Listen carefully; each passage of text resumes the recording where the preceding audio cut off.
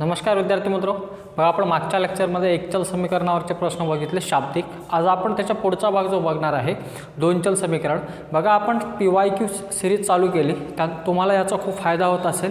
आपण काय केले, प्रत्येक चॅप्टरमधले किंवा प्रत्येक टॉपिकमधले चांगले चांगले प्रश्न आपण इथे घेत आहे. बाकीचे प्रश्न तुम्ही सोडवा आणि आपण प्रत्येक व्हिडिओच्या आधी आपण आपल्या टेलिग्रामवर प्रश्न जे आपण घेत आहे त्याची PDF मी आधी सेंड करत आहे किंवा तिथे पाठवत आहे. तिथून तुम्ही आधी ती PDF डाउनलोड करायची आणि नंतर व्हिडिओ बघायचं की जे तुम्हाला ज्या प्रश्नामध्ये अडचण गेले ते प्रश्न तुमचे काय होईल, सॉल्व्ह होईल. आपण चालू करूया. आजचा टॉपिक आपला दोन चल समीकरणावरील प्रश्न खूप महत्त्वाचे आहे, लक्षात घ्या.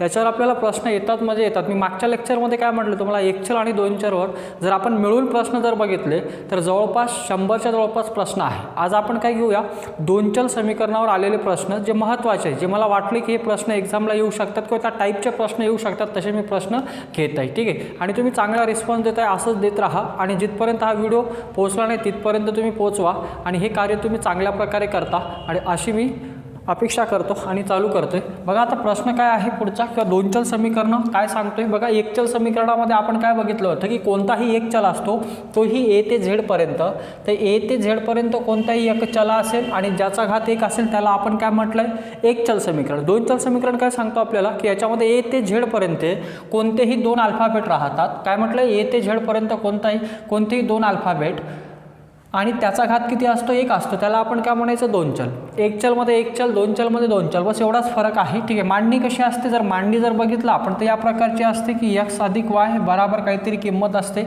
आणि या प्रकारचं समजा 2x वजा y बराबर 18 दिलेला असते आणि मला म्हणतात की x आणि y ची किंमत काय. ठीक आहे, आता याचा वापर आपल्याला शाब्दिकमध्ये करायचा आहे. जाणून घ्या की याचा अर्थ आपल्याला काय करायचं आहे, शाब्दिकमध्ये याचा वापर करायचा आहे. ठीक आहे, हे आपण बेसिकमध्ये शिकलो आहे आणि हे आपण 9वी 10वी मध्ये शिकलोय. ठीक आहे, पण आपल्याला याचा वापर करायचा आहे. सगळ्यात महत्त्वाचं आहे की याचा वापर आपण कसा करतोय. ठीक आहे, बेसिक प्रश्न घेतो, याला सोडवायचं कसं ते, आणि नंतर आपण शाब्दिक जे चांगले चांगले प्रश्न मी काढलेले आहेत किंवा जे मला वाटते की हे एक्झामला येऊ शकतात असे प्रश्न मी काय केले, काढले आणि ते आपण घेऊया. ठीक आहे, बघा पहिला प्रश्न काय सांगतो तिकडे येऊया.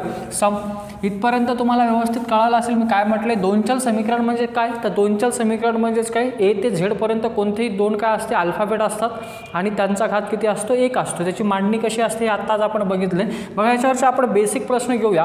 आधी दोन बेसिक प्रश्न, नंतर आपण त्याच्यावरती शाब्दिक प्रश्न चालू करूया. स्क्रीनवर प्रश्न बघायचा तुम्ही. ठीक आहे, आणि मी सोबत लिहून घेतोय. बघा पहिला प्रश्न काय सांगतोय की x अधिक y बराबर प्रश्नामध्ये किती आहे, 21 आणि दुसरा x वजा y बराबर 1.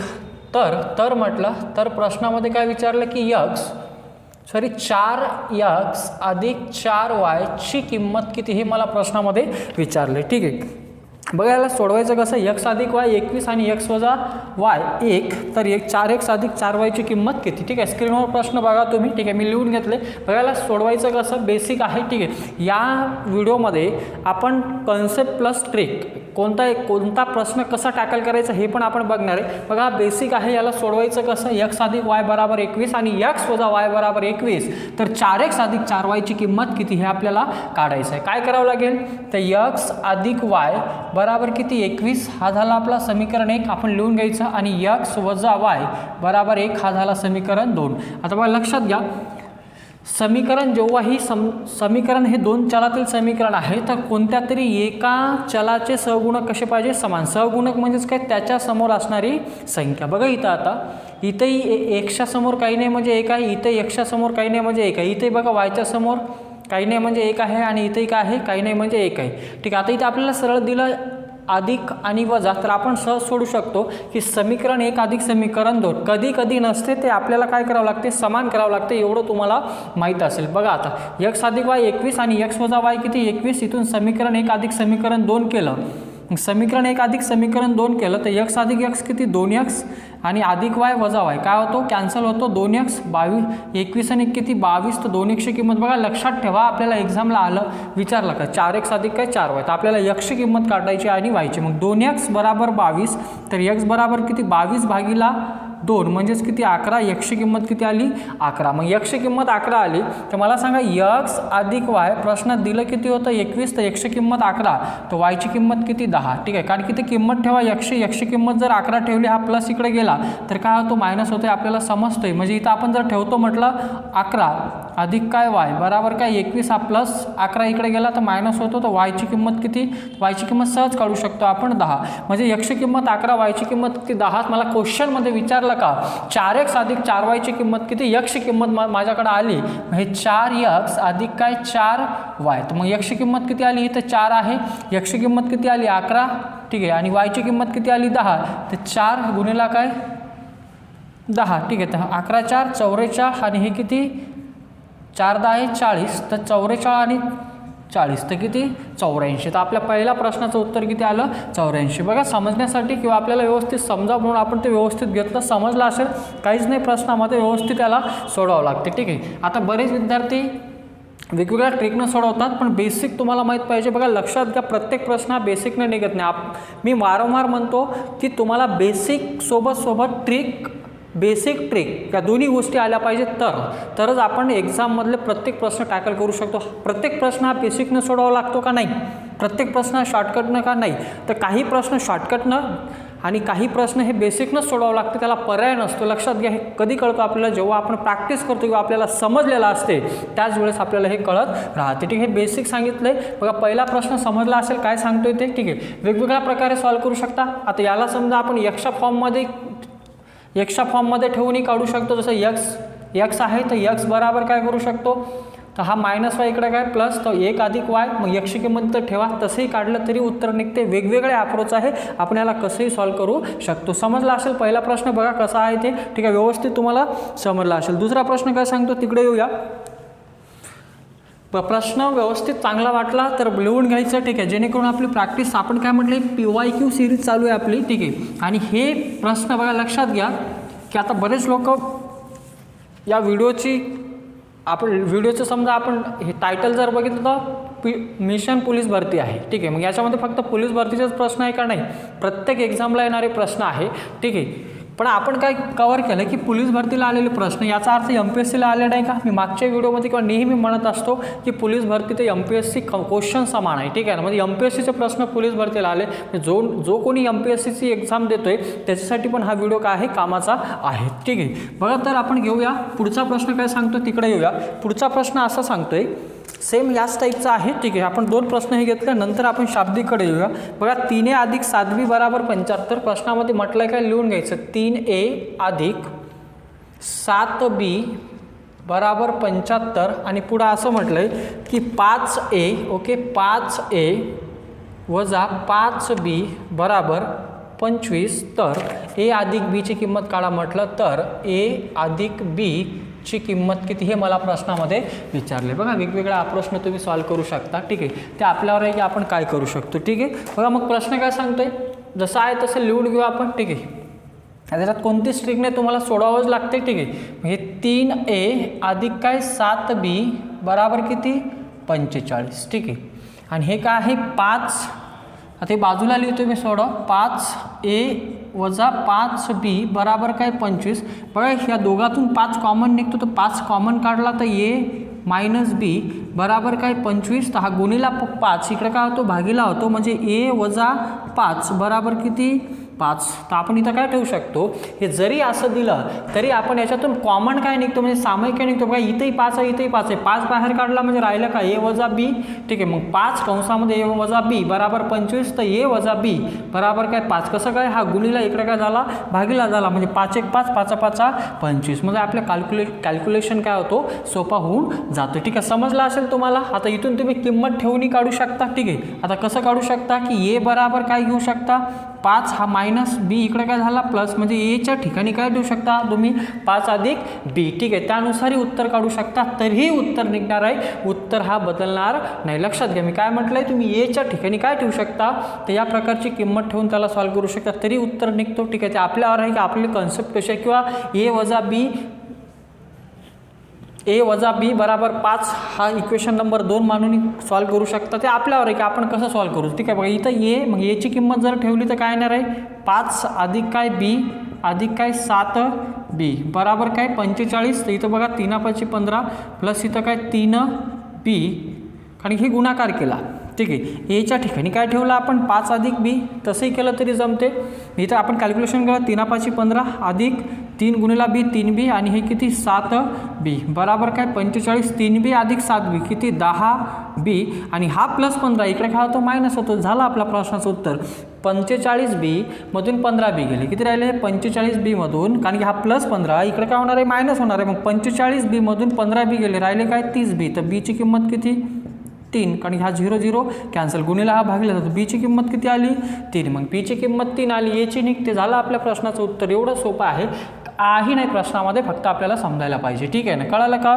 मग बी ची किंमत ठेवा, एची काढा. तर ए बराबर काय येणार आहे 5 अधिक काय बी ची किंमत 3. तर 5 आणि 3 किती 8. तर 8 आणि 3 किती 11. एची किंमत 8 आणि एची किंमत 8 आली आणि बीची किती 3. तर ठेवा, उत्तर काढा. झालं आपल्या प्रश्नाचं उत्तर. 8 अधिक काय 3 बराबर काय 11. वेगवेगळे अप्रोच आहे, फक्त आपल्याला समजायला पाहिजे की आपण कसं सॉल्व्ह करू. बघा प्रश्न अवघड नाही, आपण अवघड मानून घेतोय. ठीक आहे ना, काहीच नाही, फक्त सोडवलं उत्तर आलं. काय आहे का, काही आहे का प्रश्नामध्ये नाही. बघा व्यवस्थित प्रश्न काय सांगतोय ते तुम्हाला आयडिया आली असेल की नेमका प्रश्न आहे कसं. ठीक आहे, समजलं असेल. काहीच नाही केलं. बघा 3a अधिक 7b बराबर 45 आणि 5a वजा 5b बराबर काय 25. तर a अधिक b ची किंमत काढा म्हटलं होतं. बघा माझ्या लक्षात आलं आहे किंवा आपल्याला आलं पाहिजे ते, किंवा समजलं पाहिजे की 5a वजा 5b याच्यातून कॉमन 5 निघतोय आणि इकडे बरोबर 25 आहे. इथून आपल्याला ती आयडिया आली. मग आपण काय केलं आहे, कॉमन काढलं. 5a वजा 5b मधून 5 कॉमन काढला, तर कंसात राहिलं का a वजा b आणि हा गुणिला 5 इकडे भागिला जातं. 5 5 25. तर a वजा b बराबर 5. तर याची किंमत किती 5 अधिक काय b, हा मायनस बी इकडे झाला प्लस. आपण तेच किंमत इथं ठेवली. ठीक आहे, आणि उत्तर काढलं. झालं आपल्या प्रश्नाचं उत्तर. किती आलं 11 आलं. झालं, इतकं सोपं होतं. ठीक आहे, काही नाही प्रश्नामध्ये, फक्त ते व्यवस्थित आपल्याला बघावं लागते. ऑटोमॅटिक त्या प्रश्नाचं उत्तर निघून जातो. ठीक आहे, पुढचा प्रश्न काय सांगतो तिकडे येऊया. समजला असेल. ठीक आहे,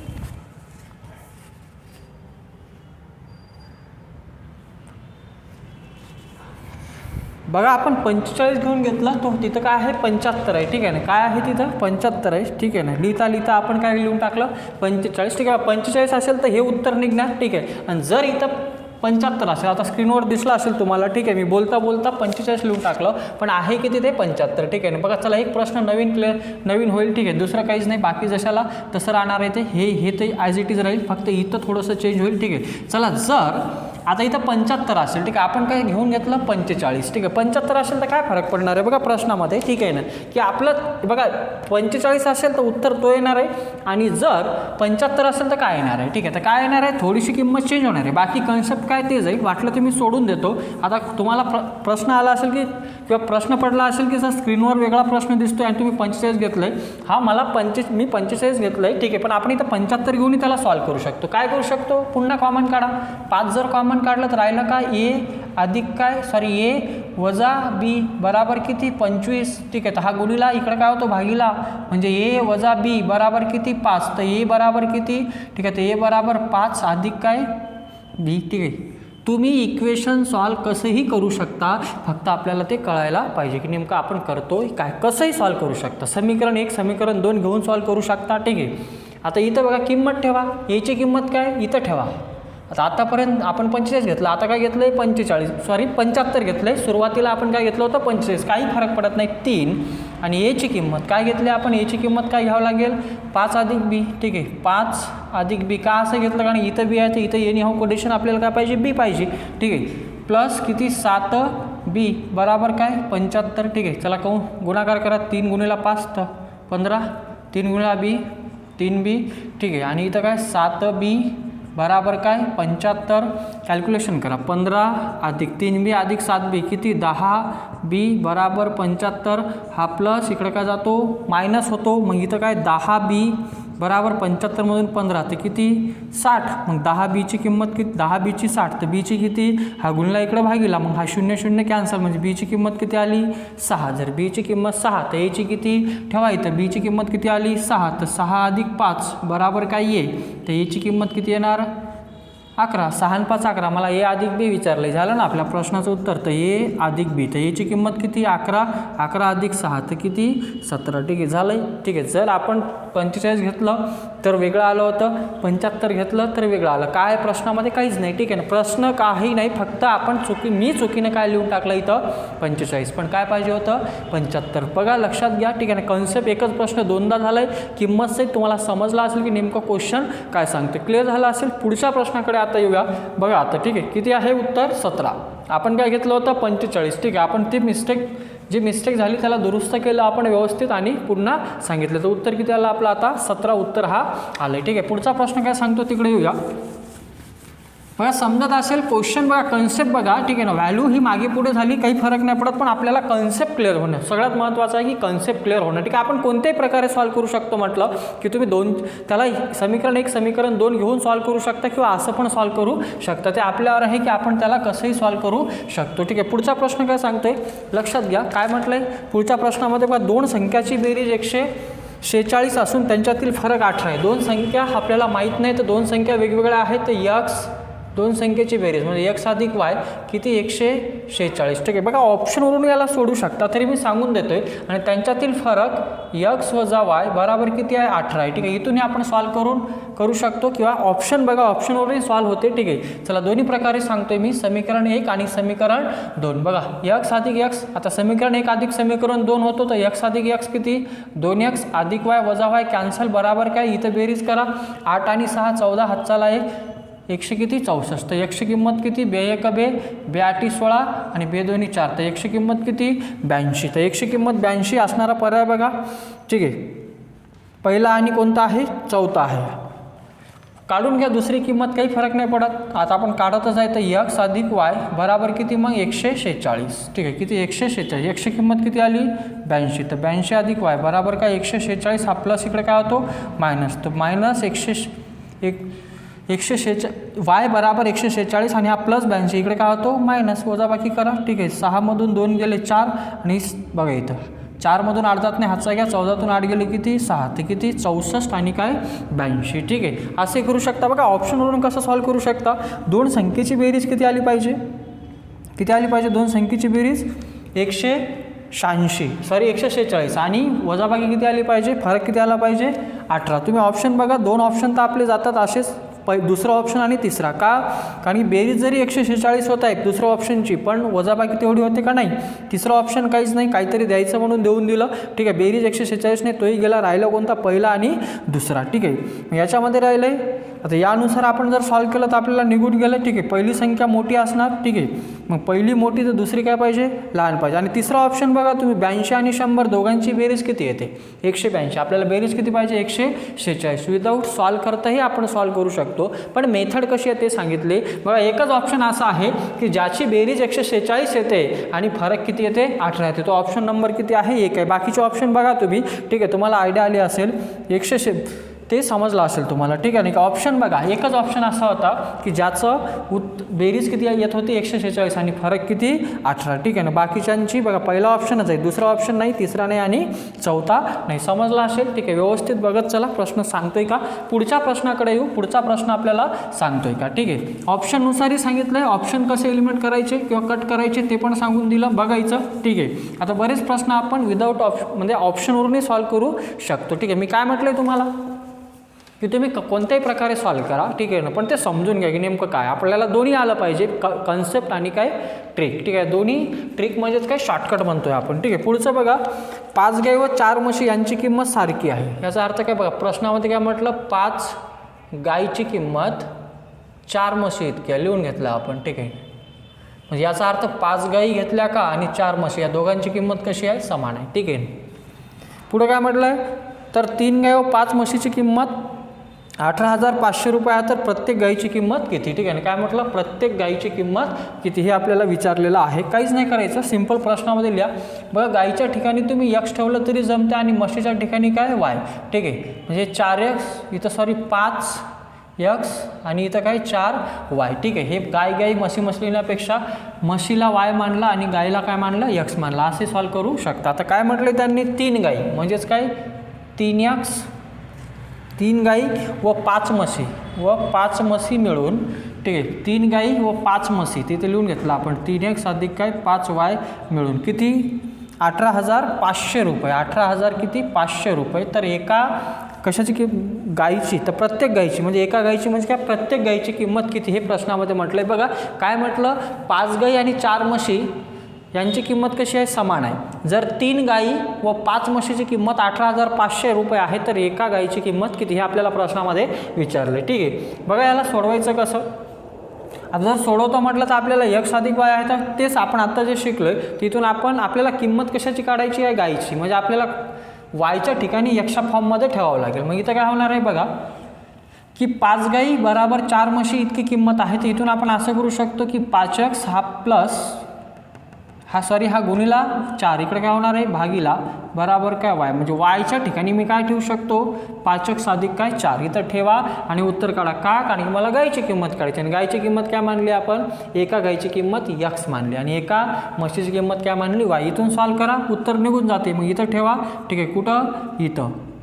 चला कॅल्क्युलेशन करा. तर 3x अधिक काय 5 वायची किंमत काय 5x भागीला काय 4 बराबर काय 18,500. ठीक आहे, चला तर हे तर 3x अधिक 5 5 25 भागीला काय 4 तर 25x आणि या गुणिला आहे बराबर काय 18,500. बघा इथं बघा आता याचा छेद 4 आहे, याचा छेद काही नाही आहे म्हणजे 1 आहे. ठीक आहे, इथं काय करावं लागेल छेद समान तिरपा करतो. 4 त्रिक किती तर 4 त्रिक 12x. ठीक आहे, तर हे 4 त्रिक 12x प्लस 25 गुणिला x तर 25x. ठीक आहे, तर 25x भागीला 4 1 4 बराबर किती 18,500. ठीक आहे, चला 12x आणि 25x तर किती होणार आहे 37x भागीला 4 बराबर काय 18,500. ठीक आहे, बघा 37च्या पाड्यात हे येते. ठीक आहे, 100% येणार आहे तेव्हाच दिलं ते. 37 5 बघा तुम्ही 185 होता. ठीक आहे, काय म्हटलं 37 गुणिला इथंच समजायला पाहिजे 7 5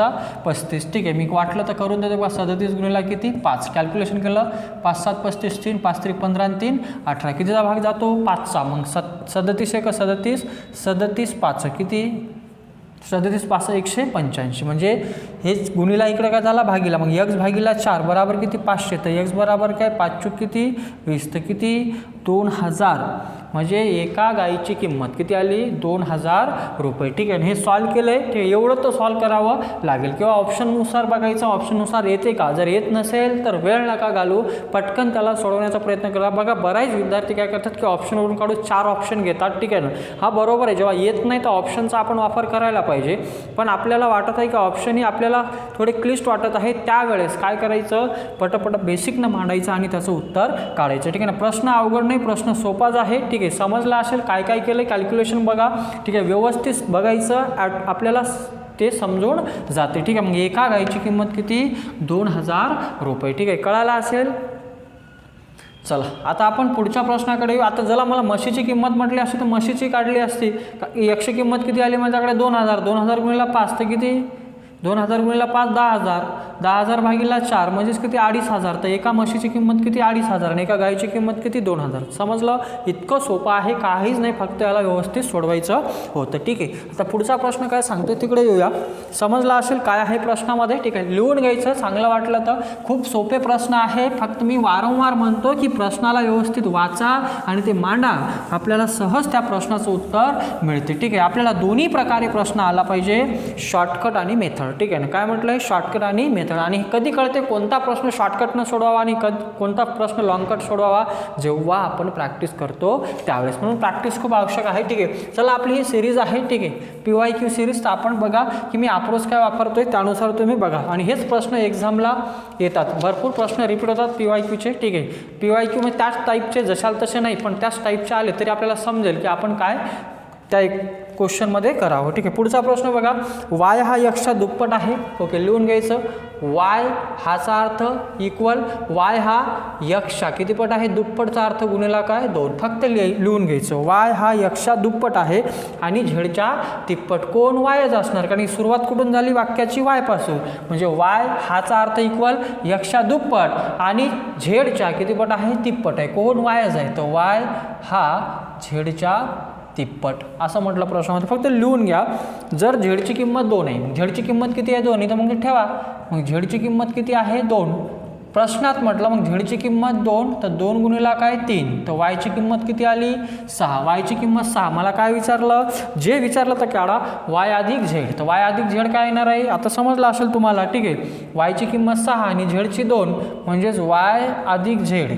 तर वायची किंमत 6, झेडची किती 2, 6 आणि 2 किती 8. खतम झालं आहे आपल्या प्रश्नाचं उत्तर. काय केलं आहे, प्रश्न फक्त आपण वाचला, मांडला आणि काढलं. किती वेळ लागलं, काही लागत नाही, फक्त समजून घ्यायचं. बघा एकदा रिपीट करतो की वाय हा यक्षच्या दुप्पट लिहिलं. वाय हाचा अर्थ इक्वल यक्षच्या दुप्पटचा अर्थ गुणला 2 आणि झेडच्या तिप्पट. कोण वाय, तर वाय हा झेडच्या तिप्पट. झेड तिप्पट म्हणजे गुणला 3. कोणाची किंमत दिली मला प्रश्नामध्ये, झेडची किंमत दिली. झेडची किंमत किती 2 ठेवली, उत्तर काढलं. आणि शेवटी प्रश्नामध्ये काय विचारलं, वाय अधिक झेड. चला मला यक्स अधिक वाय जरी विचारलं असतं तरी काढलं असतं. जर आपल्याला या प्रश्नामध्ये यक्षची किंमत काढा म्हटलं असतं तरी निघाली असती. का, कारण वायची किंमत आपल्याला मिळाली किती 6. तर 6 बरोबर यक्स गुणिला 2. हा गुणिला 2 इकडे काय होतो भागीला. तर यक्षची किंमत किती 3. यक्षची किंमत 3, वाय अधिक झेड 8, वायची किंमत 6 आणि वाय झेडची किंमत किती आहे 2 आहे. समजलं असेल. इतकं सोपं होतं प्रश्न. प्रश्नामध्ये काहीच नव्हतं,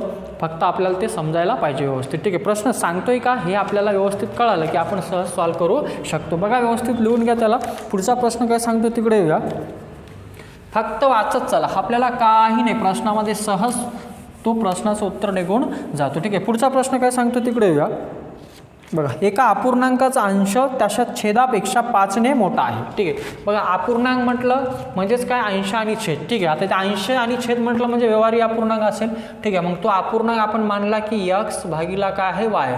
म्हणजे हे काय झालं आपलं अंश झाला आणि हा काय झाला छेद. ठीक आहे, पहिले बेसिकनं नंतर शॉर्टकटनं की बाय ऑप्शन पण कसं जाऊ शकतो. ठीक आहे, मग एका अपूर्णांक अंश त्याच्या छेदापेक्षा 5ने जास्त. मग अंश जो आहे, जो अंश आहे हा अंश छेदापेक्षा कितीने जास्त आहे 5ने जास्त. हे कोण स्टेटमेंट सांगते की एका अपूर्णांकाचा अंश त्याच्या छेदापेक्षा 5ने कसा जास्त. हा समजा मूळ अपूर्णांक मानला की यक्स भागीला वाय हा काय आपला मूळ अपूर्णांक आहे.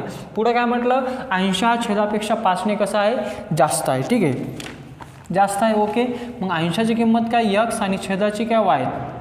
तर यक्स बराबर काय वाय अधिक काय रे 5. म्हणजे आपण काय ठेवू शकतो वेगवेगळी. म्हणजे इथं आपण यक्षची किंमत आता काय ठेवू शकतो वायच्या फॉर्ममध्ये वाय अधिक 5. ठीक आहे, का, कारण की खालीवरी जर वाय असेल तर आपण उत्तर काढू शकतो. आता प्रश्नात काय म्हटलं, अंश व छेदात प्रत्येकी किती मिळवले 4. ठीक आहे, अंश आणि छेद मूळ काय आपला मूळ अपूर्णांक यक्स अधिक वाय. ठीक आहे, पहिले समजून घ्या. शॉर्टकटनं कसं जायचं तेही सांगतो. ठीक आहे, शॉर्टकट प्लस लॉंगकट दोन्ही आलं पाहिजे. ठीक आहे, मग यक्स किती ना आता प्रत्येकात किती मिळवले 4 आणि याच्यात किती 4. ठीक आहे, तेव्हा अपूर्णांक काय झाला म्हणते 6 भागीला काय 5. ठीक आहे, ही झाली बेसिक. आता शॉर्टकटनं कसं सोडवायचं ते पण बघू आपण. ठीक आहे, लोड नका घेऊ, पहिले समजून घ्या. ठीक आहे, काय म्हटलं आहे पहिले समजून घ्या, आपण सहज त्याला सॉल्व करू शकतो. ठीक आहे, आता लक्षात घ्या वायची किंमत काय ठेवावं लागेल मला. वायची किंमत किंवा यक्षची किंमत काय वाय अधिक 5 ठेवा. इथं यक्षची किंमत काय ठेवू शकतो आपण वाय अधिक काय 5 आणि अधिक हे किती 4 भागीला काय वाय अधिक 4. आपण काय केलं त्या यक्षच्या ठिकाणी कोणती किंमत ठेवली वाय अधिक 4. कारण की आपण बघा हे दोन आपण सोडवताना आपल्याला व्यवस्थित सोडवण्यासाठी ते कोणती तरी एक किंमत ठेवावी लागेल. ते 6 भागीला काय 5. ठीक आहे, चला वाय हे वाय 5 आणि 4 किती 9 भागीला वाय अधिक काय 4 बराबर 6 भागीला काय 5. ठीक आहे, फक्त समजून घ्या. तिरपा करा 5 गुणिला वाय 5 वाय 5 9 45 6 चूक 6 गुणिला वाय 6 वाय आणि 6 चूक किती 24. चलकडे संख्याकडे. ठीक आहे, मग हे इकडे घेऊन या आणि हे इकडे आणा. म्हणजे 45 हा प्लस 24 इकडे काय होतो मायनस. म्हणजेच काय 45 वजा 24 तर किती 21 आणि 6 वायमधून 5 वाय गेले राहिलं काय वाय. तर वायची किंमत किती आली 21. मग वायची 21. मग वायची किंमत जर 21 आली, वायची किंमत किती आली 21. पण अंश छेदापेक्षा कितीनं मोठा आहे म्हटलं 5ने. ठीक आहे, मग इथं बघा वायची किंमत आली किती 21. तर छेद किती वाय अधिक 5. वाय अधिक 5 म्हणजे 21 वजा 5 किती 21 अधिक 5 सॉरी 21 अधिक 5 किती 26, तर 26 भागिला 21 झालं आपल्या प्रश्नाचं उत्तर. ठीक आहे ना. किती वेळ लागते आपल्याला, बेसिक पण आला पाहिजे आणि शॉर्टकट पण आला पाहिजे. आता याला शॉर्टकटमध्ये कसं सोडू शकता, बाय ऑप्शननुसार तुम्ही जाऊन याला सॉल्व करू शकता. ही झाली तुमची बेसिक. काय काय केलं बघा, लक्षात घ्या, व्यवस्थित समजून घ्या. काही नाही केलं, फक्त किंमत्या मांडत गेलो आणि उत्तर काढलं. वायची किंमत किती आली, 21 आली, आणि वाय अधिक 5 काय आहे, 80 आहे. ठीक आहे ना. जे क्वेश्चनमध्ये होतं तेच लिहित गेलो आणि प्रश्नाचं उत्तर काढत गेलो. बघा व्यवस्थित तुम्हाला समजलं असेल. ठीक आहे, बघा एकदा काय आहे ते.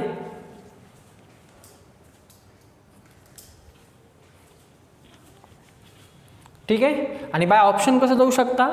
ठीक आहे, तर ऑप्शनमध्ये किंमत ठेवा, काय म्हटलंय ते, आणि त्यानुसार ते हे करा. ठीक आहे ना. म्हणजे अपूर्णांक घ्यायचा, एक एक ऑप्शन घ्यायचं. आता मिळवल्यानंतर काय मिळत होतं आपल्याला, 6 भागिला काय 5, तर बाय ऑप्शन जाऊ शकता. चला ऑप्शननुसार जर सोडवतो म्हटलं तर कसं सोडावं लागेल, की पहिला ऑप्शन घेतला समजा, काय आहे 26 भागिला काय 25, हा पहिलाच ऑप्शन आहे. आता प्रत्येकात किती 4 मिळवल्यानंतर कोणता अपूर्णांक मिळाला पाहिजे, 6 भागिला 5, मग याच्यात 4 मिळवा. ठीक आहे, आणि याच्यात किती मिळवा 4, हे बाय ऑप्शन चाललो आपण. तर काय मिळायला पाहिजे आपल्याला, 6 भागिला 5, बघा 26 आणि 4 काय 30, सॉरी इथं 21 पाहिजे. ठीक आहे, आणि 21 अधिक 4 किती 25, बराबर 6 भागिला 5 येतो, काय येतो 5 5 25, 5 6 30, म्हणजे पहिलाच ऑप्शन तुमचं उत्तर असणार आहे. हे ऑप्शन आणि हे मेथड दोन्ही प्रकारे आपल्याला त्या प्रश्नाचं उत्तर आलं पाहिजे. ठीक आहे, समजलं असेल, बघा समजून घ्या.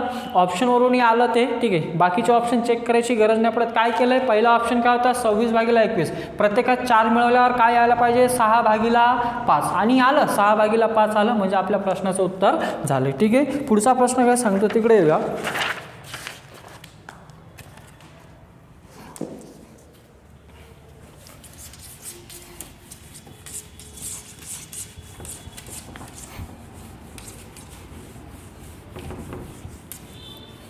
बघा पुढचा प्रश्न असा सांगतोय की 4 टेबल व 5 खुर्च्या यांची एकूण किंमत 1200 रुपये आहे. तर 4 टेबल व 6 खुर्च्या यांची एकूण किंमत 1280 रुपये आहे. तर एक टेबल विकत घेण्यासाठी किती रुपये द्यावे लागेल. बघा 4 टेबल, ठीक आहे, एका टेबलाची किंमत माहीत नाही तर एका टेबलाची किंमत आपण मांडली. आता माहीत नाही तर x, तर एका टेबलाची किंमत x आणि एका खुर्चीची किंमत किती y. आता प्रश्नात काय म्हटलं आहे 4 टेबल, म्हणजे एका टेबलाची किंमत x रुपये, तर 4 टेबलाची किती 4x अधिक काय म्हटलं आहे 5 खुर्च्या, म्हणजेच काय 5y बराबर किती आहे 1200. आणि पुढं प्रश्नात काय म्हटलं किती टेबल आहे म्हटलं, नंतर 4 टेबल म्हणजेच काय 4x आणि 6 खुर्च्या, तर प्लस किती 6y बराबर किती 1280. मला काय विचारलं, एका टेबलची किंमत किती, एक टेबल विकत घेण्यासाठी किती आपल्याला लागेल. ठीक आहे, बघा प्रश्नामध्ये काय म्हटलं 4x अधिक 5y म्हणजेच काय 4 टेबल आणि 5 खुर्चीची किंमत 1200 रुपये. 4 टेबल आणि 6 खुर्चीची किंमत किती 1280 रुपये. ठीक आहे, समीकरण 1 आणि समीकरण 2 इथून सोडवा. बघा यांचे सहगुणक समान आहे पण चिन्ह कशा आहे समान आहे. जेव्हा चिन्ह समान असेल त्यावेळेस आपल्या 2 चल समीकरणाचा नियम काय सांगतोय, सहगुणक समान असेल आणि चिन्ह समान असेल त्यावेळेस काय करावी, वजाबाकी करावी. मग हा समीकरण 1 आणि समीकरण 2, मग समीकरण 1 वजा समीकरण 2, मग समीकरण 1 वजा 2 केला आपण, समजा 1 वजा काय केलं 2, तर 2चे काय होतात चिन्ह बदलतात. म्हणजे हा प्लस असेल तर मायनस, हा प्लस असेल तर मायनस, हा प्लस असेल तर मायनस. अधिक 4x वजा 4x कॅन्सल, वजा 6y मधून 5y गेलं, राहिलं काय फक्त y, आणि इथं बघा मायनस y, हां कारण इथं मायनस आहे. आणि 1280 मधून 1200 गेले, राहिले का -80, दोन्हीकडचा मायनस मायनस प्लस, तर y बराबर काय 80. तर y ची किंमत किती आली आपली 80. आपल्याला कशाची किंमत काढायची आहे, टेबलाची, एका टेबलाची. इथं ठेवा किंमत कोणत्या एका समीकरणात, उत्तर काढून घ्या. ठीक आहे, मग इथं जर ठेवलं तर काय येणार आहे, एका टेबलाची किंमत किती आहे 80. इथं आपण एका समीकरणात घेऊ, म्हणजे 4x अधिक काय 5y बराबर किती 1200 रुपये. वायची किंमत आपल्याला मिळाली, वायची किंमत किती मिळाली, म्हणजे एका टेबलात एका खुर्चीची किंमत किती मिळाली आपल्याला 80 रुपये. हे गुणिलेमध्ये आहे तर 4x अधिक वायची किंमत ठेवली तर 5 8 40 किंवा 8 पंचे 40, म्हणजे 400 बराबर किती 1200. हा प्लस 400 इकडं मायनस होतो, तर 4x बराबर किती 800. तर x बराबर काय 4 1 4 4 दोन्ही 8, म्हणजे एका खुर्चीची किंमत किती, सॉरी एका टेबलाची किंमत किती 200 रुपये. तर एका खुर्चीची किंमत किती 80 रुपये. ठीक आहे, लक्षात घ्या. याच्यामध्ये एक खुर्ची एक टेबल नाही म्हटलं की आपण घेतलं आणि ऑप्शनमधून ठेवलं, याला सोडवावंच लागतं, याला पर्याय नाही. ठीक आहे ना, म्हणजे आपल्याला ऑप्शन पण मदत करतात की कोणता प्रश्न सोडवायचा कोणता सोडवायचा नाही. लक्षात घ्या. ठीक आहे, याच्यामध्ये असं विचारलं नाही प्रश्नामध्ये एक टेबल एक खुर्ची, फक्त एका टेबलची किंमत विचारली आणि एका टेबलची किंमत काढण्यासाठी आपल्याला हे सोडवावंच लागते. ठीक आहे, तर एका खुर्चीची एका टेबलाची किंमत किती आली 200 रुपये आणि एका खुर्चीची किंमत किती आली 80 रुपये. समीकरण सोडवलं. ठीक आहे, बघा व्यवस्थित समजलं असेल तुम्हाला. ठीक आहे, समजून घ्या व्यवस्थित.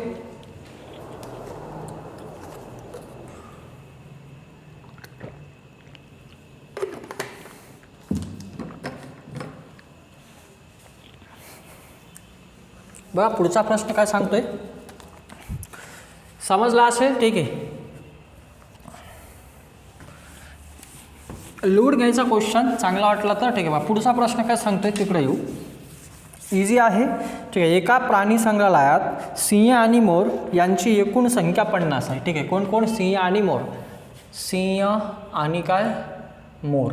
ठीक आहे, सिंह प्लस मोर मिळून किती आहे 50 आहे म्हटलं. आणि त्यांचे पाय जे आहे त्यांच्या पायांची संख्या किती आहे 140. पायांची संख्या किती आहे? पाय आहे 140. ठीक आहे, याला ऑप्शनवरून तुम्ही सॉल्व करू शकता. ठीक आहे ना, काय म्हटलं ऑप्शनवरून. आपल्याला माहित आहे सिंहाला पाय किती 4 आणि मोराला किती 2, एकूण किती पाहिजे 50 आणि पाय किती 140. ऑप्शनवरून तुम्ही सॉल्व करू शकता. बघा पहिला ऑप्शन काय 20 आणि 30, याचा अर्थ 20 काय असणार सिंह आणि मोर किती 30. आता सिंहाला पाय किती 4 आणि मोराला किती 2. चला यांची बेरीज किती आली पाहिजे 140. असा ऑप्शन आहे. पहिला ऑप्शन घेतला आपण. बघा 20 चूक किती 80 आणि 30 दोन्ही किती 60. 80 आणि 60 किती 140 झाला. आपला पहिलाच ऑप्शन आहे. तो उत्तर किती येणार आपला 140. तुम्ही एक सॉल्व पण करू शकता. समजा सिंह x तर मोर काय y. मग सिंहालाही डोकं 1 आणि मोरालाही डोकं 1 असतो माहिती आहे आपल्याला. सिंहाला 4 पाय म्हणजे एका सिंहाला 4 पाय 4x अधिक काय 4y 2y बराबर किती 140. म्हणजे तसे सॉल्व करू शकता. म्हणजे सिंह काय मानलं आपण, मग सिंहाला मानलं x. आता दुसऱ्या मेथडनं जर म्हटलं तर सिंह मानले आपण, तर सिंह मानले काय x आणि मोर काय मानले आपण y. मग हे दोघं मिळून किती आहे x अधिक y मिळून किती 50. हे झाले त्यांचे डोके. हे काय झाले डोके झाले. ठीक आहे, प्रत्येक प्राण्याला डोकं एकच असतो. ठीक आहे, आता पायावर जर आलो आपण, सिंहाला पाय किती 4, एका सिंहाला 4. ठीक आहे, तर असे सिंह किती आहे आपल्याला माहीत नाही तर x घेतला आपण. मग हे 4x अधिक काय आणि मोराला किती 2y असे मिळून किती 140. ठीक आहे, हे झाले तुमचे पाय. मग हा समीकरण 1 समीकरण 2 यालाही सोडवलं तरी उत्तर मिळते बाय ऑप्शन. ठीक आहे, बघा इथं जे सोपं जाते किंवा ज्यानं लवकर उत्तर निघते त्यानुसार त्याला सोडवण्याचा काय करायचा प्रयत्न करायचा. बघा प्रश्न काय सांगतोय व्यवस्थित बघा, समजला असेल तुम्हाला. ठीक आहे, पुढचा प्रश्न काय सांगतोय तिकडे येऊया. ठीक आहे, पुढचा प्रश्न असा आहे, फक्त किंमत ठेवायची आणि उत्तर काढायचं. ठीक आहे, बघा कुठं काय करायचं हे आपल्याला समजलं पाहिजे, अप्रोच क्लिअर पाहिजे आपले. ठीक आहे, मी नेहमी म्हणत असतो तुम्हाला की कन्सेप्ट क्लिअर असेल तर आपण प्रश्नाचे उत्तर सहज काढू शकतो. पुढचा प्रश्न काय सांगतोय बघा, मेंढपाळ व मेंढ्या यांचे प्रमाण एकाच 4 असून. ओके, मेंढपाळ म्हणजेच काय मेंढी चारणारा. मेंढपाळ आणि काय मेंढ्या यांचं प्रमाण कसं आहे लिहून घ्यायचं. एकाच किती 4 आहे. ठीक आहे, पुढे काय म्हटलं आहे, त्यांच्या पायाची संख्या ही डोक्यांच्या संख्येच्या 4 पटीपेक्षा 10ने कशी आहे कमी आहे. तर मेंढपाळाची संख्या किती. सिंपल आहे. ठीक आहे, हे त्यांचं रेशो आहे की 4 मेंढ्या असेल तर एक काय असणार मेंढपाळ म्हणजे मेंढी चारणारा. ठीक आहे, आपल्याला त्याशी काही घेणं नाही. पुढं स्टेटमेंट काय म्हटले ते बघा, त्यांच्या पायांची संख्या. कशाची संख्या, त्यांच्या पायांची संख्या म्हणजे कोणाकोणाच्या मेंढपाळ आणि मेंढ्या यांच्या पायांची संख्या ही म्हणजेच काय इक्वल ही डोक्यांच्या संख्येच्या. ओके, डोक्यांच्या संख्येच्या म्हणजे कोणाकोणाच्या, हे काय झाले पाय. ठीक आहे, हे पाय आणि इथं काय लिहू आपण डोके. ठीक आहे, त्यांच्या डोक्यांची संख्या म्हणजे कोणाकोणाच्या मेंढपाळ त्यांच्या डोक्यांच्या म्हणजे मेंढपाळाच्या आणि मेंढ्यांच्या डोक्यांच्या 4 पटीपेक्षा म्हणजे यांच्या 4 पटीपेक्षा 10ने काय आहे कमी आहे. काय रे पाय. हे आपल्याला प्रश्नामध्ये दिले. ठीक आहे, इथून आपण उत्तर काढू शकतो. लिहा इथून. आता काय म्हटलं इथे. ठीक आहे, बघा मेंढपाळ किती. आता मेंढपाळ म्हटलं तर व्यक्ती आणि व्यक्तीला पाय किती असतात. आता आपण मेंढपाळ मानले समजा x. ठीक आहे, मेंढपाळ काय मानले आपण x. इथं x आणि इथं काय y. आता लक्षात घ्या, मेंढपाळाला पाय किती 2 म्हणजे 2x अधिक मेंढ्याला पाय किती 4y बराबर मेंढपाळाला डोकं किती 1x, एका मेंढपाळाला 1 ठीक आहे, आणि मेंढ्याला किती y तेच ठीक आहे, गुणिला काय 4 वजा काय 10, कॅल्क्युलेशन करा उत्तर काढा, आपलं उत्तर निघून जाते. समजलं असेल मेंढपाळ x आणि मेंढ्या किती y, मेंढपाळाला पाय किती 2 आणि हे पायांची संख्या डोक्यांच्या संख्येच्या चौपटीपेक्षा 10 काय आहे कमी आहे, फक्त किंमत ठेवली आपण, काही नाही केलं. मेंढपाळ x आणि मेंढ्या काय y, मेंढपाळाला पाय किती 2 आणि मेंढ्याला किती 4, इथं पाय आहे इथं डोकं आहे, एका मेंढपाळाला एकच डोकं आणि एका मेंढ्याला एकच, तर हे y ठीक आहे, तेच आपण घेतलं आणि उत्तर काढलंय. यांच्या चौपटीपेक्षा 10 काय कमी, कॅल्क्युलेशन करा उत्तर काढा. तर 2x अधिक काय 4y, बघायला शॉर्टकट कसं सोडवायचं तेही सांगतो, पहिले समजून घ्या. बराबर 4 गुणिला y किती 4y, हे सॉरी 4 गुणिला x 4x अधिक 4 गुणिला y 4y वजा किती 10, बघा अधिक y आणि हा प्लस अधिक y इकडे काय होतो मायनस होतो, चलाकडे घेऊन जा, काही नाही का करू, हा प्लस 4x इकडे काय होतो मायनस, मग हे 4 वजा 4x मधून 2x गेले, वजा किती 2x बराबर वजा 10, दोन्हीकडचा मायनस मायनस प्लस, तर x बराबर किती 5. बघा जेव्हाही या प्रकारचा प्रश्न आला दुपटीपेक्षा 10 कमी ठीक आहे, कळते का, दुपटीपेक्षा नेहमी हे चौपटीपेक्षा, या प्रकारच्या प्रश्नामध्ये या 10ची काय करायची, ते 10 जास्त वगैरे असते ना त्याला काय करायचं भागीला 2 बराबर काय 5. असं का करतोय, कारण की मेंढपाळाला मेंढ्यापेक्षा ठीक आहे ना, बघा 2 पाय कशा असतात कमी असतात, म्हणून आपण या प्रकारे त्याला सॉल्व करू शकतो. ठीक आहे, समजलं असेल तर उत्तर किती आलं तुमचं 5. ठीक आहे, उत्तर किती 5, काहीच नाही, फक्त सिंपल मांडलं आपल्याला सहज त्या प्रश्नाचं उत्तर मिळून गेलं. असं काही नाही की प्रश्न खूप अवघड आहे म्हणून, ठीक आहे ना, इझिली आपण त्याला सॉल्व करू शकतो. ठीक आहे, समजलं असेल ठीक आहे, व्यवस्थित समजून घेत चला. पुढचा प्रश्न काय सांगतोय तिकडे येऊ, एकदम सोपं आहे, काही नाही प्रश्नामध्ये. ठीक आहे, नाही समजलं तर असं काढायचं, मेंढपाळ किती मग 5 आणि मेंढ्या जर म्हटलं असत किती 5 किती 20. ठीक आहे, कारण तिथं आपल्याला रेशो दिला होता तर आपण त्यानुसार काढू शकतो. ठीक आहे ना, कारण रेशो काय दिला होता 1 आणि 4 त्यानुसार. ठीक आहे, सॉरी मेंढपाळाची संख्या काढता, मेंढ्याची संख्या काढता येणार नाही. ठीक आहे, चला पुढचा प्रश्न काय सांगतो, एका स्टँडवर काही मोटार सायकली व काही 3 चाकी रिक्षा आहे, त्यांच्या चाकाची संख्या, म्हणजे काय काय मोटार गाडी आहे ठीक आहे, मोटार गाडी आणि काय 3 चाकी रिक्षा. ठीक आहे,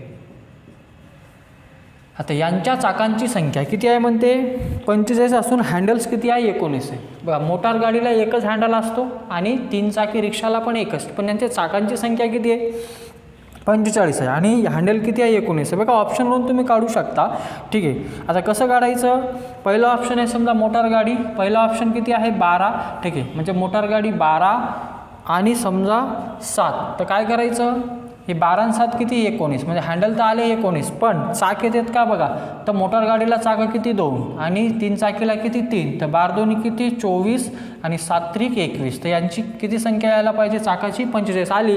काय हे 3 काय केलं, कारण 3 चाकी रिक्षाला चाकं किती 3 आणि मोटार गाडीला किती 2, हँडल तर एक असते, मग 12 आणि 7 किती 19 हे झालंय. ठीक आहे, पण मोटार गाडीला 2 चाकं आणि रिक्षाला 3 चाकं, मग रिक्षा किती ऑप्शनवरून उचललं 7 त्रिक 21 आणि 12 दोन्ही 24, तर एकूण चाकं किती यायला पाहिजे 45, तर ऑप्शन नंबर 1 झाला आपल्या प्रश्नाचं उत्तर. बघा प्रश्नामध्ये काय म्हटलंय त्यानुसार जायचं. पहिले मोटारसायकल, पहिला मोटारसायकल म्हणजे ऑप्शनमधला पहिला आकडा हा कोणाचा असेल मोटारसायकलचा, म्हणजे मोटार गाडीचा. मोटार गाडी 2 चाकी असते लक्षात घ्या आणि 3 चाकी, आता 3 चाकीवरून कळालं असेल, आणि हँडल किती असतो एकच असतो लक्षात घ्या. ठीक आहे ना, मोटार गाडीला हँडल एकच असतो आणि 3 चाकीला पण एकच हँडल असतो. ठीक आहे, समजला असेल. पुढचा प्रश्न ठीक आहे, याला XY ने सॉल्व करू शकता.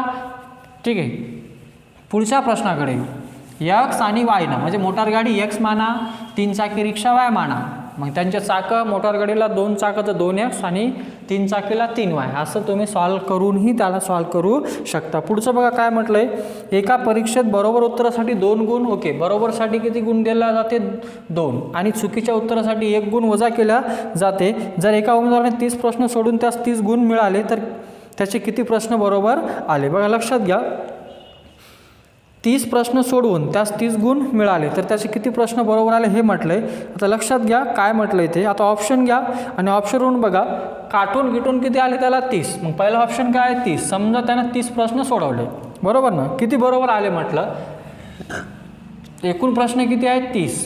ठीक आहे, किती प्रश्न आहेत 30 प्रश्न आहे आणि 30 आता 30 तर बरोबर येणार नाही, ठीक आहे ना. 30 जर बरोबर आले असते तर किती प्रश्न आहे, 30 प्रश्न सोडवून आता 30 प्रश्न सोडवले आणि 30च्या 30 जर बरोबर आले असते आणि एकही चुकला नसतं तर गुण किती आले असते 60. म्हणजे पहिला ऑप्शन तर नाहीच आहे भाऊ, समजायला पाहिजे आपल्याला, कारण आपल्याला समजतो होतो, कारण तास 30च गुण मिळाले ना. म्हणजे 30 प्रश्न जर सोडवले आणि 30च्या 30 जर बरोबर आले तर 30 दोन्ही 60. एक क्वेश्चनमध्ये 60 आहे का, 60 मार्क नाही मिळाले, किती मिळाले 30. म्हणून पहिला ऑप्शन तुमचा चुकला. दुसरा ऑप्शन या 15, जर 15 प्रश्न बरोबर आले, ठीक आहे, 15 प्रश्न बरोबर तर 15 दोन्ही काय 30, त्याला 30 प्रश्न, ठीक आहे ना. म्हणजे किती गुण आले असेल त्याचे 30 गुण आले असेल, ठीक आहे. पण चुकले किती 15, मग 15 चुकले तर त्याचे 15 कमी होणार, म्हणजेच किती 15, ठीक आहे. म्हणजे दुसरा ऑप्शन येणार का नाही, लक्षात घ्या का, कारण 15 प्रश्न जर बरोबर असेल तर 15 दोन्ही त्याला 30 गुण मिळणार. पण 15 चुकले ना तर 15 चुकले म्हणजे एका प्रश्नासाठी 1 गुण जातो, तर किती गुण मिळायला पाहिजे 15. मग दुसरा ऑप्शन नाही. तिसरा या 25 दोन्ही काय 50, ठीक आहे. तर चुकले किती असेल 5, तर 45 हेही नाही, ठीक आहे. शेवटचा पर्याय बघा 20, तर 20 प्रश्न जर बरोबर आले तर 20 प्रश्नाचे गुण किती, 20 दोन्ही किती 40, ठीक आहे. म्हणजे 30 पैकी किती बरोबर आले 20, चुकले किती 10, तर 10 गुणिला काय 1 म्हणजेच काय 10, तर 10 कमी म्हणजेच किती 30, तर किती प्रश्न बरोबर आले 20, ठीक आहे. आपण फक्त सॉल्व करत गेलो, पहिला प्रश्न येणार नाही किंवा पहिला ऑप्शन येणार नाही का, आणि 30च्या 30 जर बरोबर आले तर त्याला गुण किती मिळणार 60, एकही प्रश्न चुकणार नाही. दुसरा काय होता 15 प्रश्न, कॉमन सेन्स आहे, आपण सहज सॉल्व करू शकतो. मग शेवटी आपण म्हटलं की 20 प्रश्न त्याचे बरोबर आहे, मग 20 प्रश्न बरोबर आहे, 30 पैकी 20 बरोबर आहे, मग 20चे किती गुण मिळणार 40, पण चुकल्यावर किती कमी होतो 1, मग एका प्रश्नावर 1, तर 10 प्रश्नावर किती 10, तर काटून गिटून किती यायला पाहिजे 30, तर उत्तर किती 30 झालं आपल्या प्रश्नाचे उत्तर, ठीक आहे ना. या प्रकारे इथं आपलं 2 चल समीकरणावरती चांगले प्रश्न काय झाले कव्हर झाले, ठीक आहे ना. तुम्हाला समजलं असेल, तुम्ही 1 चल आणि 2 चल नाही त्याला सॉल्व करू शकता, असं काही नाही, ठीक आहे. मग 1 चलनं म्हणतोय सॉरी 2 चल समीकरणाने सॉल्व करू शकता, 1 चल नाही होते असं काही नाही, ठीक आहे. पण बघा आपण काय केलं आहे, जिथं शॉर्टकट आपण वापरू शकतो तिथं शॉर्टकट वापरलं, जिथं शॉर्टकट अप्लाय नाही होत म्हणजे वापरता येत नाही तिथं आपण लॉंगकट वापरलं आहे, ठीक आहे ना. तुम्हाला समजलं असेल आणि तुमचा फायदा झाला असेल, जर फायदा खरोखर झाला असेल तर व्हिडिओला लाईक करा आणि मॅक्झिमम मित्रांपर्यंत काय करा शेअर करा. लगेच आपण नवीन व्हिडिओसोबत येऊया, ठीक आहे. थांबूया, धन्यवाद.